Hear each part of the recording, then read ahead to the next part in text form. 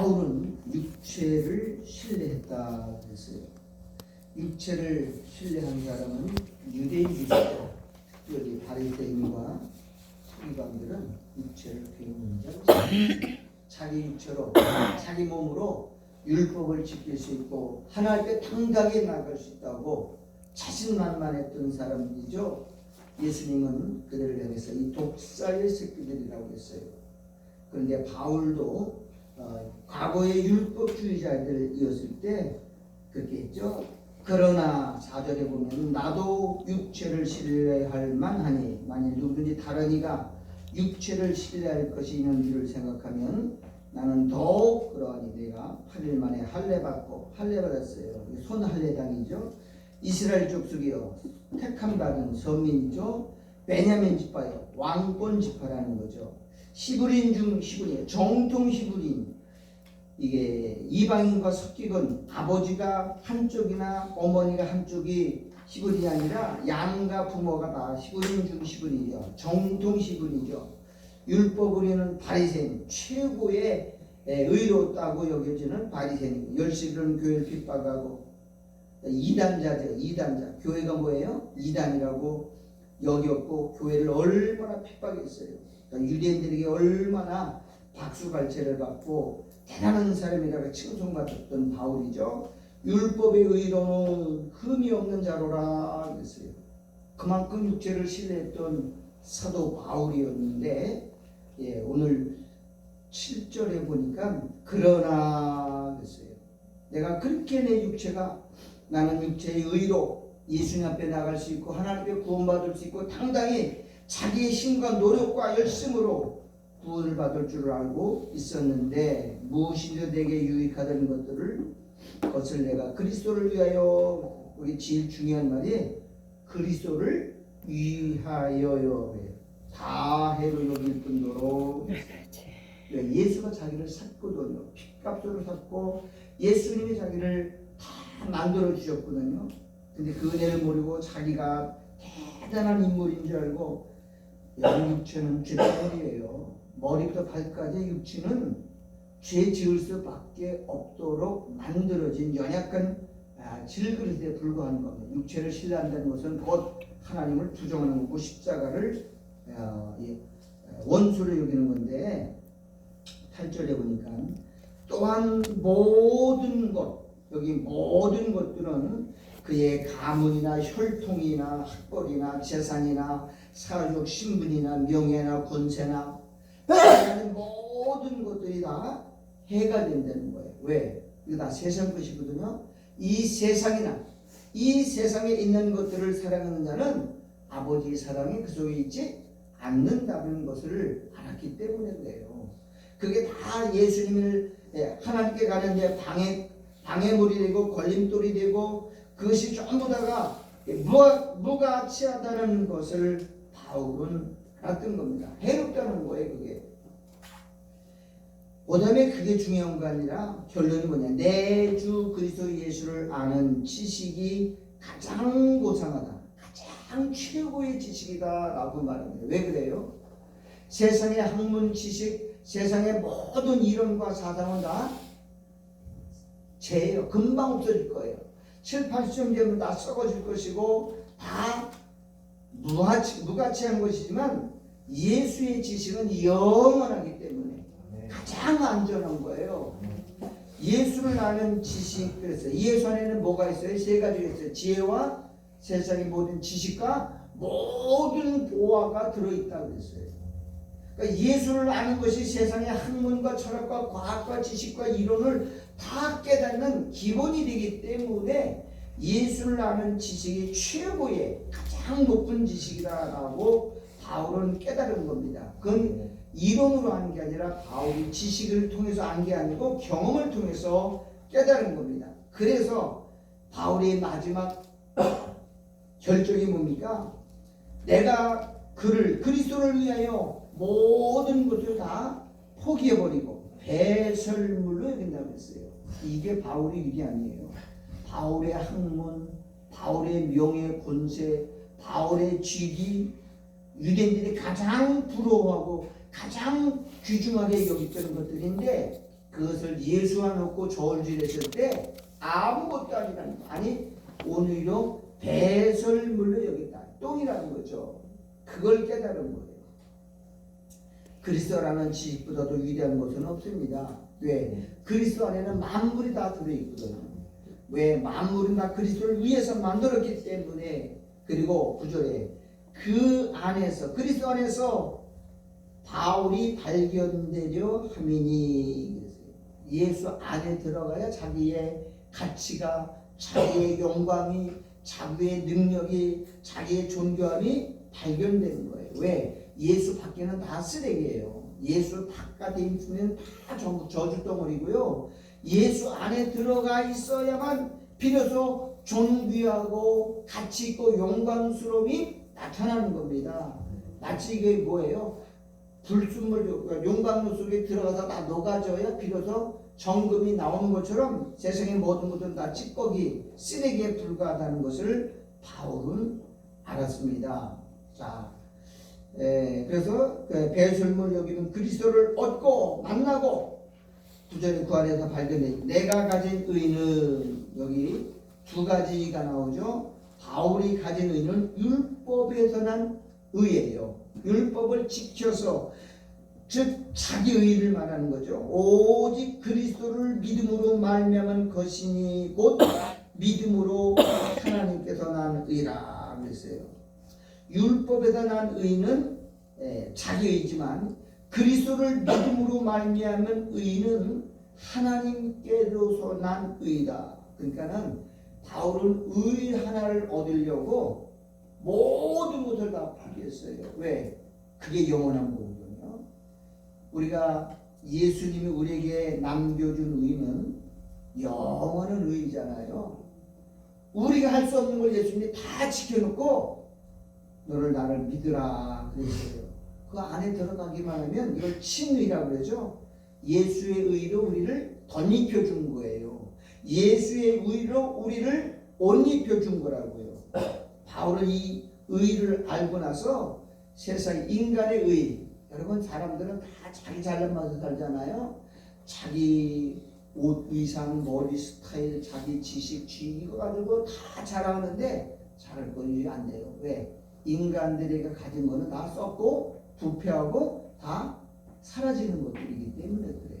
근데 영원 이 땅에서뿐만 아니라 영원히 없어지지 않고 사라지지 않는 의가 하나 있는데 그것이 바로 뭐냐? 예수를 믿는 믿음의 의라는 것을 바울이 알았던 겁니다. 그 다음부터 핍박이 와도 기쁘고 즐겁고 우리가 이거 발견해야 됩니다.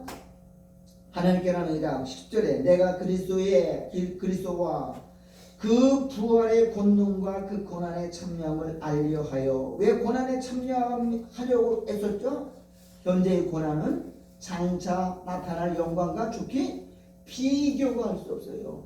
예수 때문에 핍박받고 예수 때문에 고난받고 예수 때문에 욕먹고 예수 때문에 어려움 당하는 것은 다 하늘나라에 뭐가 되느냐? 영광으로 돌아와요.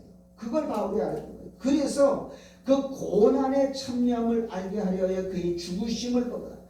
예수님이 십자가에 죽기까지 죽음의 고통을 당한 것처럼 자기도 그렇게 죽기를 원하고 그렇게 죽는 것을 본받으려고 생각했다고 그랬어요.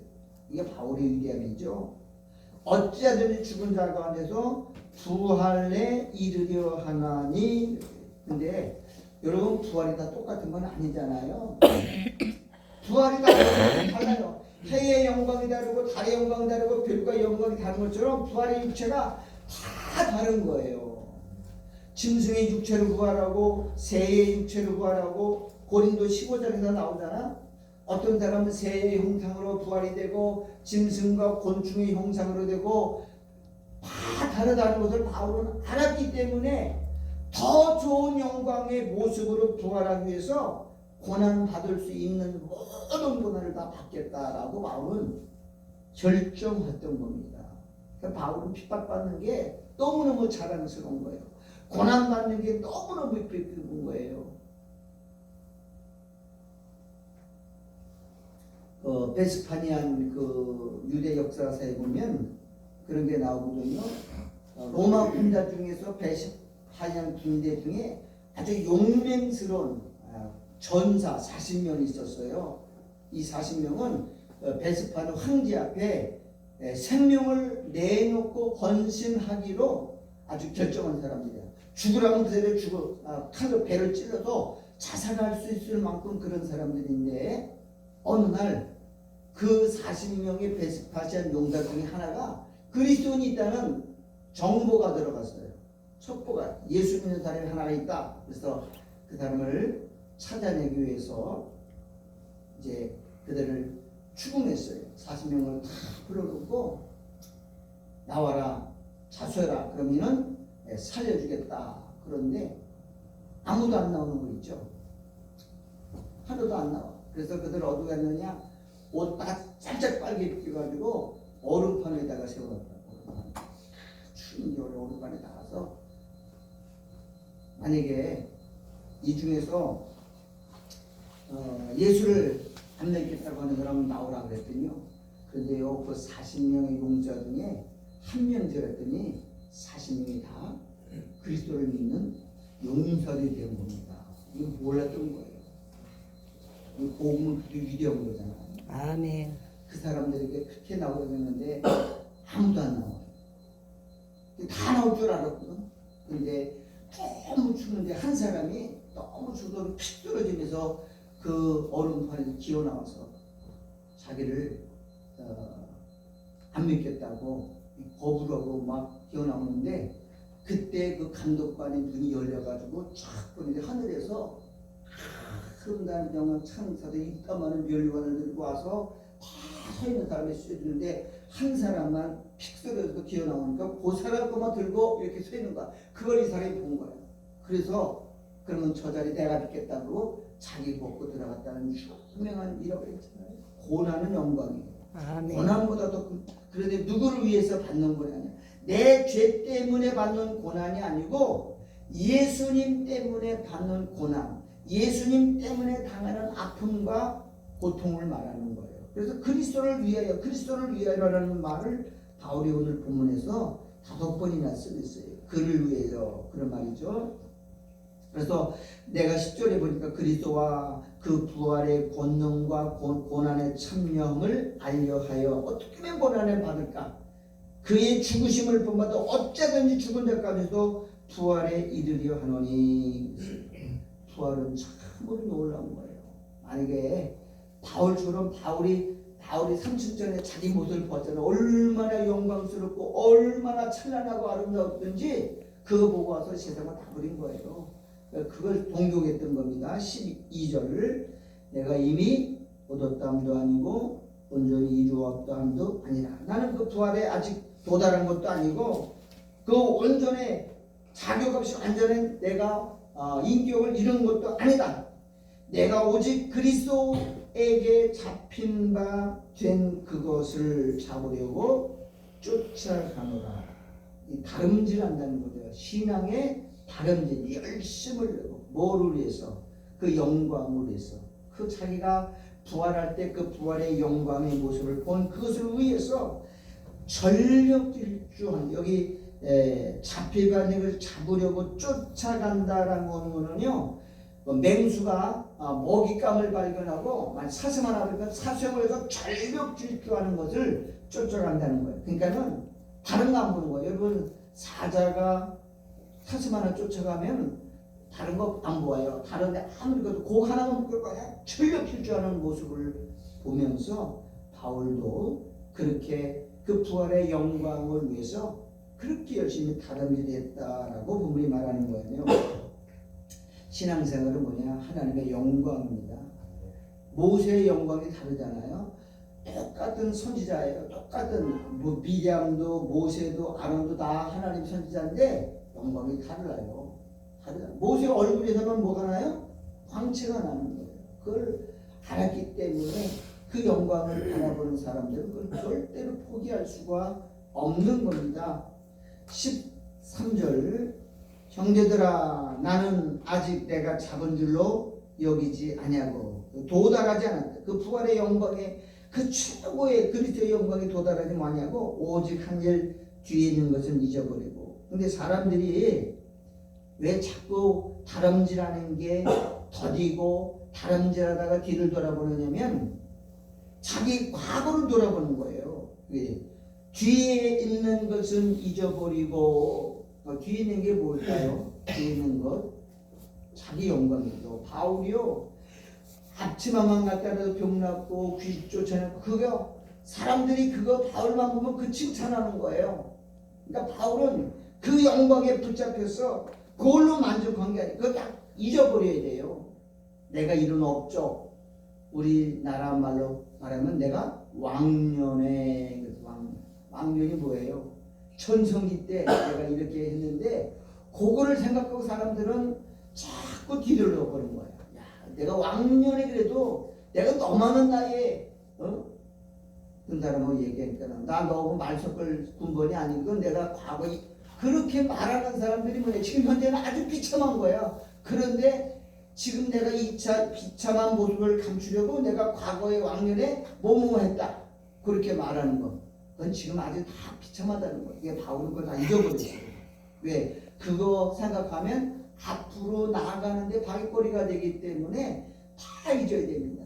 내가 교회까지 뭐 어떻게 한 거 다 지져버리고 오직 앞에 있는 것을 잡으려고 했어요. 앞에 있는 것은 부활의 영광이에요. 더 좋은 영광으로. 시브리서 11장 믿음을 잡으면 어떤 사람들은 더 좋은 부활, 더 좋은 부활을 얻으려고 구차히 내가 변명하고 내가 핑계하면 내가 이 고난을 면할 수 있지만 그렇지 않고 오히려 죽기를 더 소원했다라고 말하잖아. 왜 그래요? 더 좋은 부활이 있다는 것을 알았기 때문에 그래요. 부활이 똑같은 거 아니에요. 다 달라요. 운동장에서 경기해보면 1등, 2등, 3등 다 등이 순번이 다 결정된 것처럼 하늘나라에도 그의 고난에 받은 분량에 따라 영광이 다 다르다는 것을 바울은 알았던 거예요. 그래서 바울은 그러잖아요. 현재의 고난은 장차받을 영광과 좋게 비교할 수 없다는 거예요. 그래서 고난받는 걸 기뻐했다고 했어요. 마태복음 5장 14절인가요? 주를 위해서 욕을 하거나 핍박을 하거나 너희들을 위해서 능력하거든 오히려 기뻐하고 즐거워하라. 왜요? 하늘에서 너희 상급이 크다는 영광이 크다는 것을 말하고 있기 때문이죠. 이제 4절입니다. 그래서 바울은 그 영광을 부활의 영광을 얻기 위해서 표대를 향하여 그래서 예수 안에서 하나님의 위에서 부르신 부름의 상을 위해서 쫓아가노라. 12절에도 쫓아간다 그랬고 13절에도 14절에도 쫓아간다 그랬어요. 다름질하는 거예요. 다른 게 보이면 안 돼요. 예수 믿는 사람들은 세상을 돌아보는 것 자체가 하나님께는 큰 죄입니다.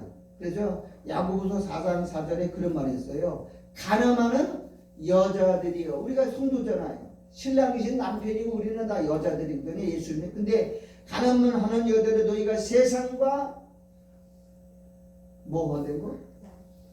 짝된 것이 세상과 벗된 것이 하나님께 뭐가 된다고요? 원수가 된다. 그러니까 세상을 사랑하는 거고 하나님과 뭐 되는 거예요? 원수 되는 거예요. 세상과 세상의 것이 딱 세 가지예요. 육신의 정욕과 안목의 정욕과 이생의 자랑과 이런 거 우리가 조금만 관심을 갖고 가지면 곧 이게 뭐냐 시선을 돌리기 시작하면 하나님과 원수되는 거고 하나님께 가늠하는 것이다 라고 성경이 말했어요. 근데 지금 우리는 세상에 푹 빠져 있어요. 세상에 진짜 이거 조심해야 되겠죠.